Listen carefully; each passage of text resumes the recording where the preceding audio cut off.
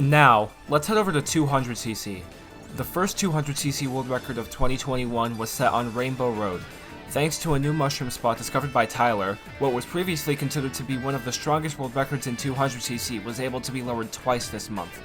Instead of using your second and third mushrooms through the shortcut in the space station, you now ride along this white section of the turn, and use your mushrooms when you land from the cannon glider to get back up to top speed immediately. The first one obviously is still used as a start shroom. This new strat, when done perfectly, can save up to 250 milliseconds over the course of a full run.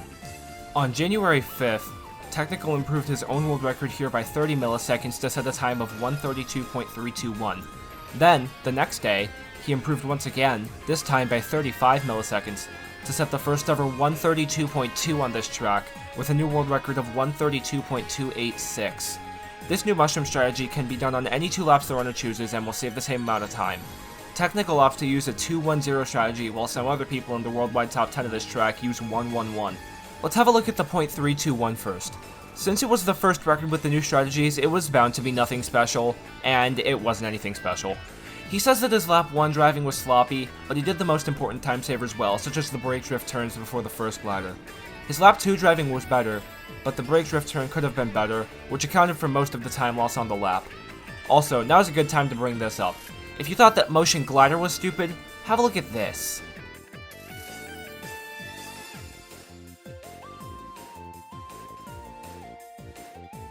What you just watched was a motion hop. Done the same way as motion glider, if you tilt your controller and control stick in the same direction, your hop will be even tighter.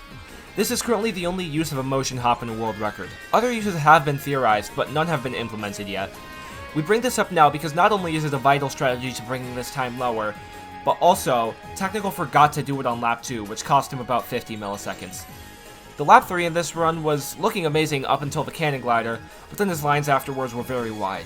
He thinks this might have been a BKS fail. He closes his comments on this run by saying it was overall very sloppy, and was bound to be because of the new mushroom, so he's happy it wasn't the world record for very long. Now let's talk about the .286. The lap 1 in this run was the BKS at the time it was set, and the first 31.0 lap 1 ever driven here. Although he has since lowered his best split, the lap is still incredibly well driven, and every strat was well executed. Lap 2 was cleanly driven, except for 2 vital errors. The motion hop on the last turn was late, costing somewhere around 20 to 40 milliseconds, and he missed the fast glider on lap 2. Fast glider is a trick that is done on every cannon glider in the game, in which you hop onto the glider panel, causing your glider to come out faster and saving you about 100 milliseconds. 200cc Rainbow Road has the hardest fast glider in the game, because not only of the speed of 200cc, but also the angle that the glider panel is at compared to the track. There is not a known way to consistently time this, so you kind of just have to hop and pray. This run would have been a 132.1 had he not missed the fast glider, and he has had multiple runs hitting the trick even less amount of times than just 2, that would have been even faster had he gotten it 3 for 3. Including a low 132.4 with 0 fast gliders that would have equaled a low 132.1 with 3 for 3. The lap 3 in this run was exactly his typical lap 3. The beginning was great, followed up by a botched second half. The last turn was wide, and the last hop didn't help much either. Overall, Tech says that this was a much cleaner run than the .321, saying that his only complaints were the last turn of each lap and missing the fast glider on lap 2. Had all of those mistakes been corrected, this could very well be a low 132.1. Tech closes his comments for the month saying, quote, "I'm looking to improve RR to a 132.1 in the coming weeks and months. This track is beginning to get insanely difficult and frustrating, but I know I can do it as I've pushed myself to my limits so many times before." Ever since he started playing the game seriously in May of 2020, Technical has been on an absolute rampage, taking this track to its absolute limits and also achieving multiple worldwide top 10 times on other tracks. He's been one of the fastest improving players the game has ever seen, and thanks to him and Panda, the world record on Rainbow Road has been lowered by over 800 milliseconds in just 6 months. Tech's goal on this track has been a .2 for multiple months now, and the fact that he was able to hit it while missing a fast glider is just absurd. The best known splits here currently give a 132.080, and Technical's goal on this track is a 132.1, which actually he's already achieved, and he did so just 15 minutes into February. So stay tuned for next month's episode to hear about that run. Congrats on your improvements this month, Technical, and good luck on pushing this track even further. Now let's take a look at Animal Crossing. On January 5th, 4 laps to win set the first ever 1:11.0 time on this track, improving his own world record by 46 milliseconds to set a time of 1:11.083. 4 Laps says he was very happy with lap 1, but points out that a .7 lap 1 is possible and he expects to see it in future world records. He described his lap 2 as, quote, basically trash, and that nothing was good about it except for an okay shortcut. However, lap 3 was much better and brought in the record for 4 laps. 1 week later, on January 12th, 4 laps would improve once again, this time by just 15 milliseconds, to achieve a time of 1:11.068. Despite lap 1 looking and feeling fast, 4 laps said it actually wasn't that good for him. Lap 2 was really strong, and the first 23.0 lap in a world record run. 4 Laps expects to see more .0 lap 2s in the future as the track gets closer to the 1:10 mark. Going into lap 3, 4 Laps knew he was on world record pace, so he played it a bit safer to make sure he finished the run. 4 Laps knows that a 1:10 on Animal Crossing is more than possible, and said he would continue grinding for it. At the time, his best splits gave a 1:10.918. 4 Laps' long grind would unfortunately only bring him a small improvement on January 29th, where he improved by 3 milliseconds to bring the record down to a 1:11.065. After a not-so-great lap 1, 4 Laps had a pretty good lap 2, but he knew that a 1:10 looked too far away to get. Because of this, he had absolutely no nerves on lap 3 and successfully finished the run. 4 Laps said that overall, his run felt faster than it actually was, and that he would definitely continue pushing for a 1:10 on this track. Unfortunately, and tragically, on January 30th, 4 Laps would get a 1:11.001. Lap 1 was very disappointing for him, and he didn't feel that his lap 2 was fast enough to get a new record. As he entered lap 3, he forgot to look at what his lap 2 time was, and since he thought the run was dead, he played lap 3 like he was practicing. In reality, the lap 2 was faster than what 4 Laps felt, and lap 3 was amazing. 4 Laps said that if lap 1 was actually good, this could have been a 1:10.96x run. The best known splits all by 4 Laps currently give a 1:10.879. While it is heartbreaking to end the month on this note, we congratulate 4 Laps for his improvements this month and wish him the best of luck on attaining the sub.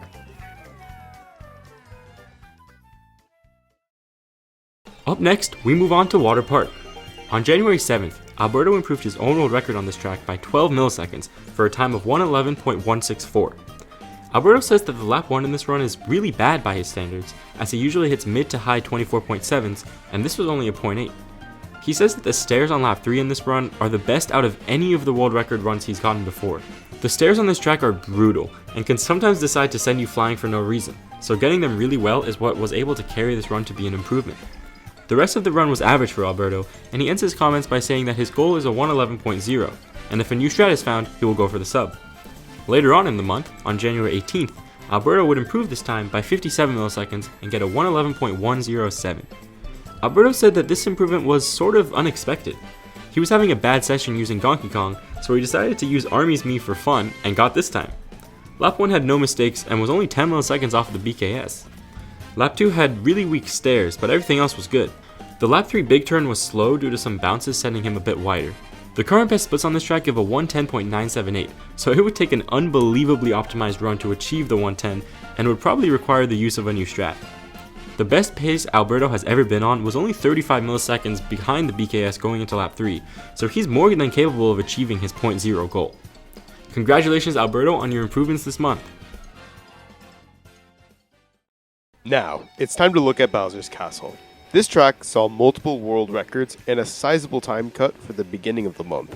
On January 10th, Panda reclaimed the world record, beating Alberto's previous time by 37 milliseconds to set the first 1:26.4 on the track with a 1:26.470. Lap 1 was pretty good, and overall, his strongest lap. He did barely hit the wall before the glider, which lost a bit of time. Lap 2 was good as well, but the shroom was slightly weak. Panda says that lap 3 was a bit sloppy, but had a good final shroom. A lot of what happened in the run was actually really good for the pace of lap 3 because of the spike ball, which we'll talk about more in a second. The next day, Panda would improve 2 more times, first by 60 milliseconds to a 126.410, and then again by another 30 milliseconds to drive the first ever 126.3 on Bowser's Castle, with a time of 123.380. As Panda gets faster and faster, he suffers more of a pace lock on lap 3, and says he lost runs to the spike ball in the wave section. For the .410, laps 1 and 2 had no silly mistakes and were both driven cleanly. Because of this faster pace, the spike ball in lap 3 caused Panda to have a worse angle for the trick. The lines afterwards weren't the strongest, and the gravity hop and ISC could be improved. This run overall cleaned up the mistakes from the .470, but the faster pace on lap 3 made it more difficult and more likely to be slower. For his .380 run, Panda was on a slower pace into lap 3, and he was able to take advantage of the spike ball section being slightly easier. The wave section and then gravity hop were much better, bringing in the .3 for Panda. The next day, on January 12th, Panda improved one last time, this time by 15 milliseconds to a 126.365. The pace going into lap 3 was slightly slower than the .380. Panda says that lap 1 was very clean for that pace, and that specifically, it was the final shroom being very tight that helped him get this small improvement. Panda closes his thoughts by saying that he thinks this run is quite strong, and being ahead of it could actually cause issues with it getting an optimal trick and tight turn at the lap 3 spike ball. The best splits give a 126.249, and Panda does want to continue improving on this track, but notes that it will be very difficult.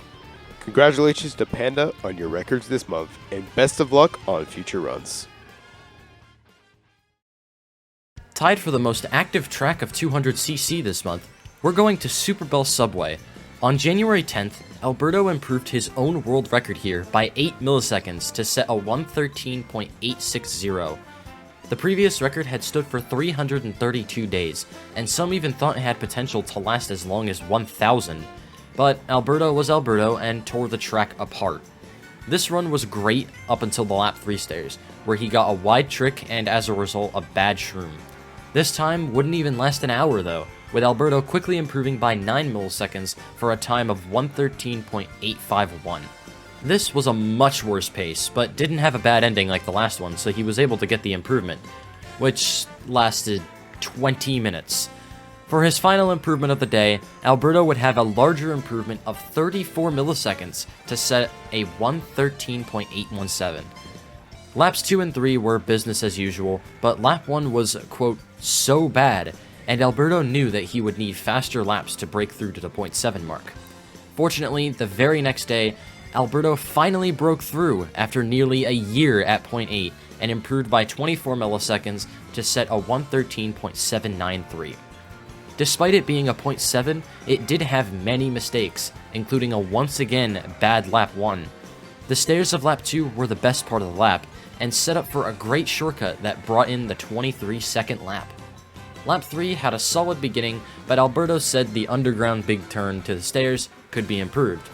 Just 2 hours later, Alberto would improve by 74 milliseconds to a 113.719, for what we all thought would be the last time. For once, nothing went really bad on lap 1, and it was followed up by a lap 2 that was actually his new best split.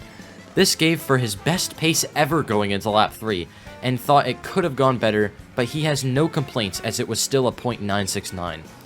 After getting this run, Alberto said that .6 is definitely doable, but it would be really, really tough. If only there were new strats found. On January 17th, with the help of new strats discovered by Jensua and Yos, Alberto improved his own world record by 66 milliseconds down to a 113.653. As for what was discovered, well, the first and most obvious thing is the combo. We swapped from Roy on the pipe frame to Rosalina on the Biddy Buggy. This new combo, with its higher mini turbo stat, allows us to get out far more mini turbos than the previous world record combo, allowing for more time to be saved overall. There is also a new mushroom spot, just like on Rainbow Road earlier. Previously, you would use your mushroom through this ending grass cut on all 3 laps. Now, you use your first and second mushrooms on lap 1 and 2 through this off-road patch in the subway, and your third mushroom can be used to do the old shroom cut on either lap 1 or 2. It doesn't make a difference whether you go with 210 or 120, and Alberto opts for 120. For the 2 laps you don't have a mushroom for it on, you can just do a super mini turbo through the ending grass patch. This new mushroom spot is another thing that the combo can take advantage of, because it is capable of charging an ultra mini turbo here, which the old combo wasn't capable of. Now, you may be wondering, why can't we just do this new shroom spot on all 3 laps? Well, the unfortunate answer is that this track is pace locked. If you were to do this mushroom on lap 3, this train would be right in your way. Alberto says that his lap 1, by his standards, is very well driven. The stairs could have been better, which made his entry into the NISC a bit wide. Lap 2 was overall average, but had good stairs and a good shortcut to close out the lap. He says his lap 3 was very strong. He got really weird stairs here because he got low air off of the boost ramp, so he had to improvise in order to fix his line, and he tapped the brake button before tricking. The weird line actually made for a good wall clip NISC, which made for a 0.5 lap. At the end of January, the best known splits gave a 113.553. However, the world record and best known splits have both already been lowered past this point in February, so stay tuned for next month to hear about the most recent developments on this track. For now though, we congratulate Alberto on his many improvements here this month. And now, for a track that I wasn't expecting to see a world record on for a long time, Wee Moo Moo Meadows. Out of absolutely nowhere, Army returned to this track, and on January 12th, drove the first ever 58.8 here, improving his own world record by 54 milliseconds to a 58.876. The consistency, precision, and mental endurance required to set a time like this can absolutely not be understated. This record has the potential to stand for a very long time. Not only are the inputs on this track precise, but it's riddled with inconsistent strats that make stringing together a run that does them all perfectly unbelievably difficult, both physically and mentally. For the mushroom on laps 2 and 3, because the off-road is sloped up slightly, you have to take the turn in such a precise way that it just feels like RNG. If done wrong, you'll be sent into the air and your run is dead. Immediately following the last mushroom, at the end of lap 3, there are 2 mole trails that you have to deal with, one of which is a pace lock, and the other one being one of the most notorious run killers in the entire game. For the first mole trail, you have to get a low trick off of it before going into the final turn. If you are too fast, this mole trail will be far out of your way, and you'll have to go out of your way to hit it, or not hit it at all. Right after that low trick, on the final turn of the track, if you're on 59.7 or faster pace, which world record is far ahead of, you will have to drift over a mole trail on the final turn. There is not a known way to correctly do it consistently, so your best bet is to just aim at the lowest point of the trail between the 2 mounds and pray. Army has failed multiple world records on this final turn, multiple people in the worldwide top 10 have failed 58 pace runs here, and I personally, at one point, failed worldwide tops by 1 millisecond because of this turn. So as someone that's put a lot of time into this track, I'm really happy to see someone pull off a run this spectacular. Army didn't have much to say about this run, other than that it is very good and has consistent splits. He doesn't think he can beat it because of the pace locks, and that this was his second best pace entering lap 3, followed up by a very solid lap 3 that was only 22 milliseconds off of the best known split. Army is satisfied with his time here and says that he is, quote, very happy to finally be done with RMMM. The best known splits on this track give a 58.764, but considering this track's pace locks and inconsistencies, that run will likely never happen. Army believes that this track's limit is a mid to low 58.8, and it's likely that a 58.7 will never happen here. 58.8 is already an incredible feat, so huge props to Army for being able to pull through and get this ridiculous time. Next up, we have a few records on GCN Sherbetland. On January 14th, Alberto came back to the track after 364 days and improved by 10 milliseconds to a 117.441. There isn't much to go over in this run, it's just clean driving and good standard for a run with those strats. Those strats? What are the other strats? Well, looking at Panda's third worldwide ghost, Alberto saw some strategies that he wasn't using.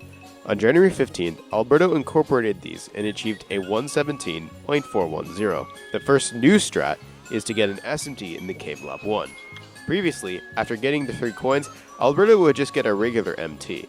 The other new strat in this run is to drift off of the hill before the shroom, starting your drift on the hill and shrooming a bit later, instead of starting the drift after the hill. These strats can save up to 150 milliseconds in total. The next day, on January 16th, Alberto would improve by 1 millisecond to a 117.409.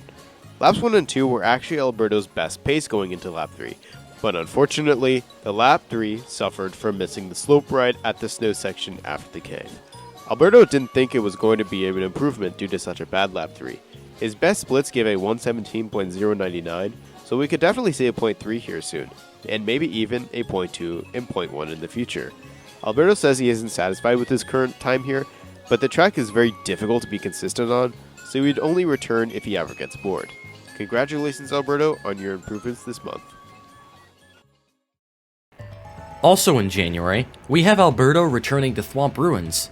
On January 18th, Alberto achieved a 117.305, cutting his previous record by 105 milliseconds. Lap 1's beginning shortcut and ramp NISC have some room for improvement, but everything else was pretty good.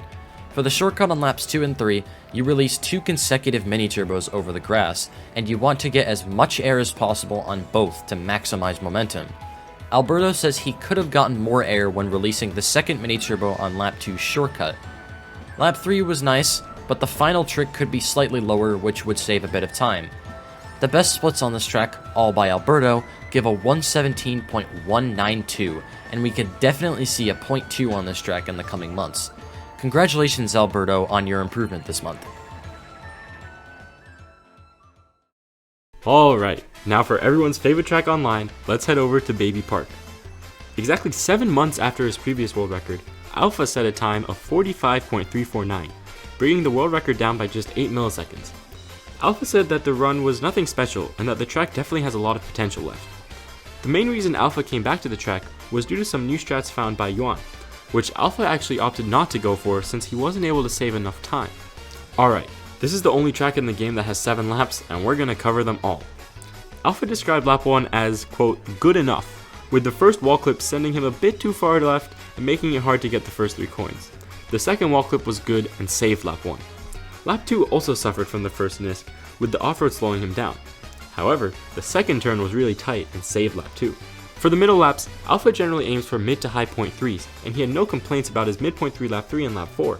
Lap 5's NISC had a really late UMT, and Alpha was barely able to get the Nate strat to keep the run alive. For those who don't know, the Nate strat is a strategy found by American player Nate, where you bump the wall in a specific way that gives you a better angle for the grass cut. By the way, Alpha described this lap 6 as, quote, nothing special. Here we go, the final lap. Alpha said it was very disappointing. The first NISC lost about 4 frames, and the second NISC had a late SMT release. All in all, Alpha says the run is okay for what it is. He's had the world record on this track since December 2018, and says he believes a 44-second time is possible but quite unrealistic, so his main goal is a 0.1. A run would need to be almost perfect, he says. Well, remember earlier how we mentioned new strats found by Yuan? Just 5 days after Alpha's .349, his reign on Baby Park would end, with Canadian player Eternal X coming in and cutting the world record down by 31 milliseconds to get a 45.318. The next day, he would improve once again, this time by 122 milliseconds to get a 45.196. Let's go over the new strats. Before this run, Baby Park 200cc had never had a 10 coin world record, as going outside for the group of 4 coins wasn't thought of as worth it. Alpha gave us some insight on the new strat, saying that 10 coins is a little bit more consistent and makes the driving way easier. For example, you can clear the grass NISC at pretty much any angle instead of the specific angle that is required for the speed you go at with 6 coins. These runs also use a 2 shroom lap 1, 1 shroom lap 2 shroom strat instead of the previous strat which used all 3 shrooms on lap 1. However, since this lap 2 shroom is done after getting the 10 coins, it isn't required to be done here and could be done on any lap. Alpha says that Eternal X's .196 is really strong, and had he done the wall clip first turn lap 1, it would have been a 44. The best splits on this track, using the 6 coin strat, give a 44.678, and recently in February, Alpha actually lowered it to a 44.452. The 10 coin best splits give a 44.728. A sub 45 run is definitely possible, so it will be exciting to watch and see who gets it first. Congratulations to both Alpha and Eternal X on their records here this month. The next track that we are going to be taking a look at this month is Mute City. On January 22nd, Thunderfire would improve his own world record here by 25 milliseconds to achieve a 120.947. Thunder couldn't really think of much to say about this run, so this analysis will be coming from founder of the MKP moment and Mute City aficionado, P. P says that Thunder's lap 1 is very strong, with good alignment for the shortcut, very fast hops, and a great NISC.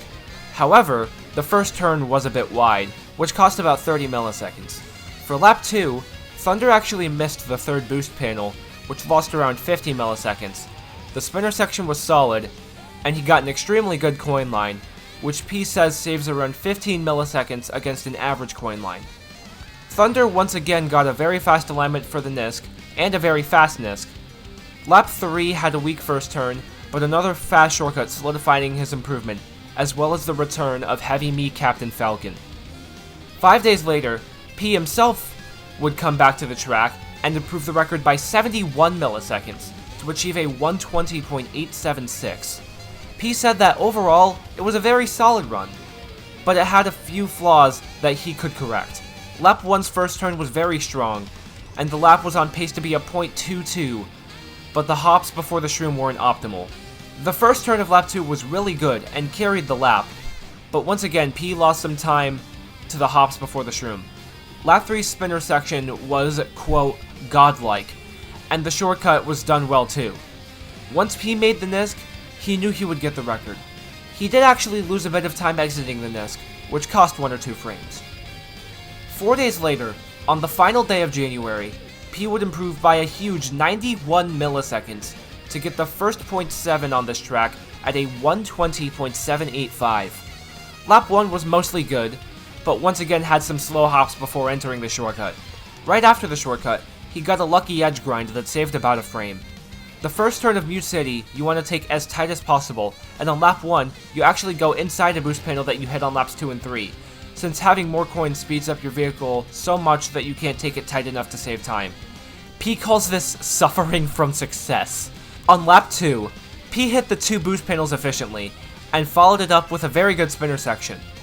Lap 3's first turn was also extremely good, hitting the second boost panel perfectly.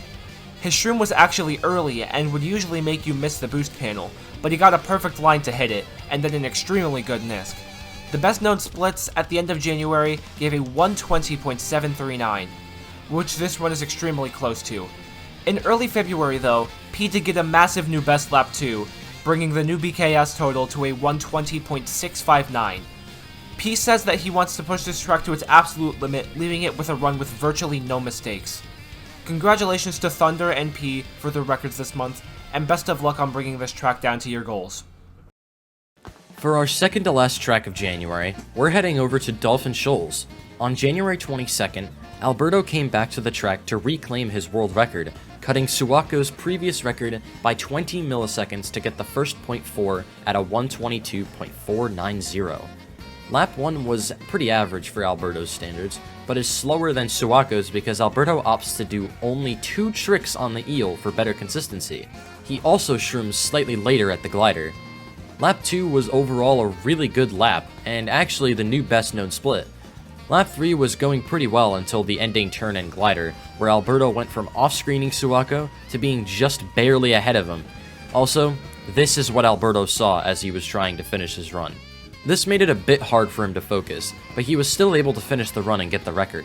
The next day, Alberto would improve once again, this time by 13 milliseconds to get a 122.477.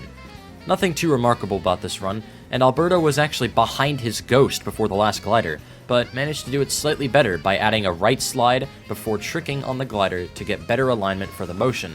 This strat was actually implemented on all 3 laps. These were 2 solid runs from Alberto, but it was not enough for him. The next day, on January 24th, Alberto would set 4 new world records. The first was a 22 millisecond improvement at a 122.455. Alberto had been playing for a bit that day, and the lap 1 in this run was average for the session. Alberto said that lap 2 was, quote, horrendous, but it was followed by a huge BKS lap 3 to clutch out the improvement. This would last for 37 minutes, when Alberto would improve by 6 milliseconds to get a 122.449. The run was essentially just that, good enough to improve by 6 milliseconds. It would only be the world record for 15 minutes when Alberto got a 122.434. Lap 1 was pretty good, but it was laps 2 and 3 that prevented the run from being a .3. For that, we would have to wait, 14 minutes! Alberto ended the session with a 122.395, improving his previous time by 49 milliseconds. Lap 1 was very strong for 2 tricks on the eel, and just 8 milliseconds off of Alberto's best lap 1. Lap 2 was going pretty well, but unfortunately Alberto missed the 3rd trick on the eel because he wasn't used to being at that fast of a pace. Lap 3 was a solid finisher to this .3 time, and Alberto says he will leave this track be for now. The best splits give a 122.210, so it will be interesting to watch how this track develops in the future. Alberto says he's particularly interested in how Sawako or Pei will challenge this time, since they both have potential to get the world record. Congratulations, Alberto, on your times here this month. For the last track improved this month, we're going to GCN Dry Desert.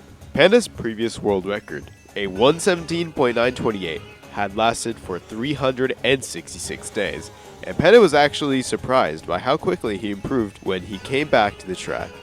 Lap 1 of this .910 was a very good lap, and Panda's fastest upon returning to this track. The shroom was tight, and the coin section had a nice chain from the MT into the SMT. Some room for improvement is at the ending NISC, which could have been tighter. Lap 2's driving was good, but during the shroom he unfortunately hit a wall, which lost at least 50 milliseconds. The ending NISC was actually very nice, being extremely tight.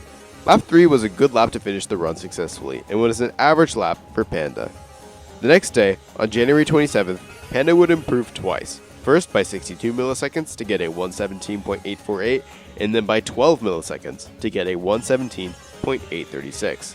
Panda describes lap 1 of the .848 as average, with no noticeable mistakes aside from the NISC being a bit wider than the previous run. Lap 2 had a nice shroom and hops out of the quicksand part, but the NISC was wide. Panda said that lap 3 was great with a lower pillar trick and a tighter shroom followed by a good exit to the quicksand. After having some difficulties racing this ghost, Panda switched to racing Army's second worldwide time and got the .836 improvement in just 2 tries. Laps 1 and 3 were a bit slower than his previous run, but lap 2 carried. Panda got a tight lucky shroom and got a weird tree clip at the NIC, which actually saved a lot of time, which made this the new best known split. The next day, on January 28th, Panda would skip over the .7 mark completely and jump straight right into the .6 mark to get a 117.674. This run uses a new strat going into laps 2 and 3, where you start a drift exiting the NIC and perform an MT on the straightaway. This saves a small amount of time, but only if done well. Lap 1 of this run was a decent lap that had no major mistakes. The new strat makes the lap 1 time seem slightly slower since you have to drift. Lap 2 was a good lap for Panda, and he says it was all around pretty clean. Panda says that lap 3 can go further down, but it would still be an amazing lap in the new BKS. After the first turn, Panda got a slip drift, which saved a bit of time, and the following hop and MT into the pillar caused a low trick, and then he got a tight shroom. Finishing the lap, his shroom exit was good, the quicksand hops were good, the lines up to the NISC were good, and the NISC itself was good, though Panda says it could have been tighter. Basically, lap 3 was TAS. Overall, Panda is quite happy with this run, and he does plan to continue pushing it down further over time, since he says he knows he can. Congratulations, Panda, on your times this month, and best of luck on future records. Okay, now this isn't a world record, but it's still something that we wanted to mention. On May 1st, 2017, just 4 days after the game came out, Jimmy became the #1 player in Mario Kart 8 Deluxe for overall world record duration. He has held that title ever since, and held it for 3.5 years, up until January 24th, when Alberto became the first player in over 3.5 years to become #1, with a total duration of 8,647 days. This is just yet another testament to how dominant of a player he is, holding 28 current world records and showing no signs of slowing down anytime soon. But let's also take this time to celebrate Jimmy. He, just like Alberto, was an unbelievably dominant player. He held the world record at some point on 38 unique runs, held at least one world record for 100% of the game's duration up until just last month, and the fact that he was able to accomplish all that he did without ever setting a single 150cc world record is just incredible. Alberto and Jimmy will both certainly go down as 2 of the greatest players to ever touch Mario Kart 8 Deluxe. Congrats to Jimmy for holding this reign for as long as you did, and massive props to Alberto on what is possibly his best achievement so far. And that wraps up the first month of 2021 and the first episode of this brand new series.